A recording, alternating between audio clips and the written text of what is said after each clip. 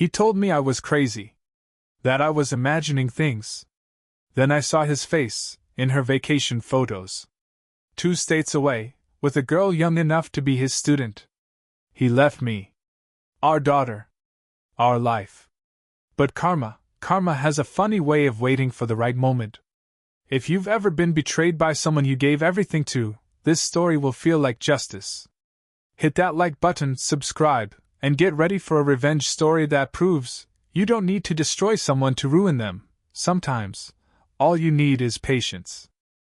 For 17 years, I thought I was living the dream.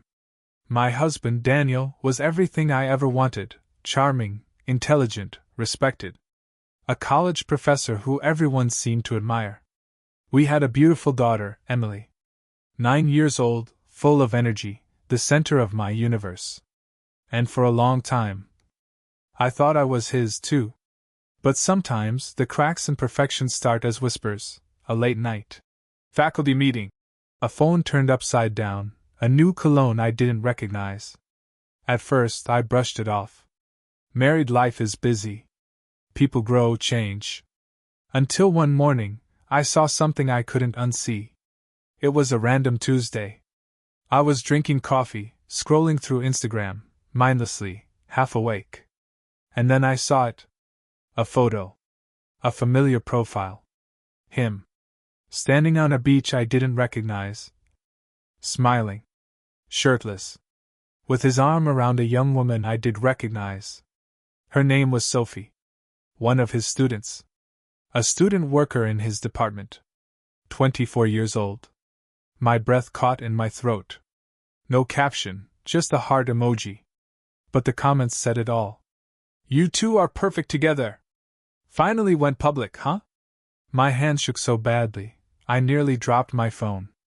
That night, I waited for him to come home. When he walked in, smelling of whiskey and cheap hotel soap, I was sitting at the kitchen table with the photo open on my laptop. Explain this, I said, my voice calm. He blinked. What? This? I pointed. That's you, isn't it? He looked at it for a long moment. Then he laughed.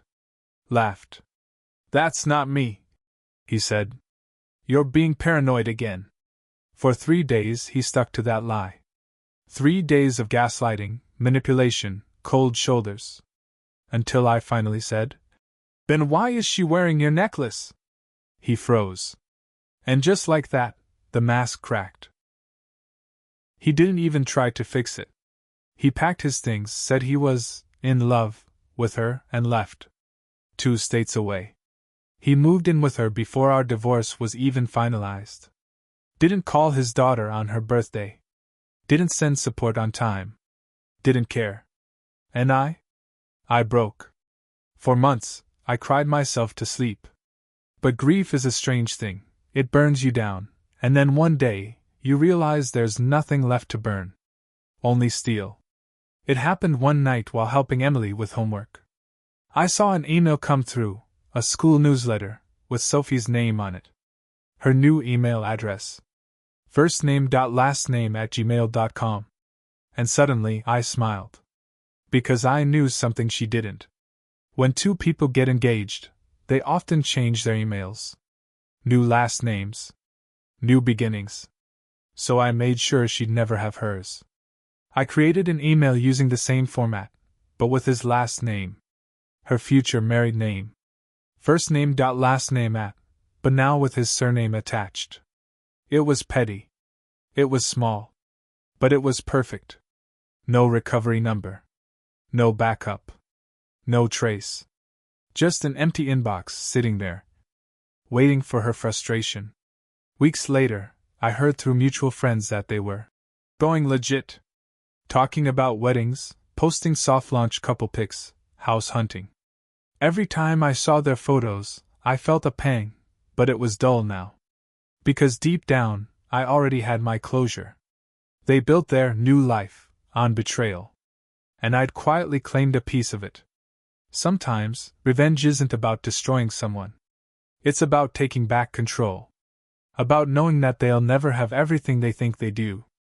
And when she finally tries to make that perfect married email, she'll find out someone already took it.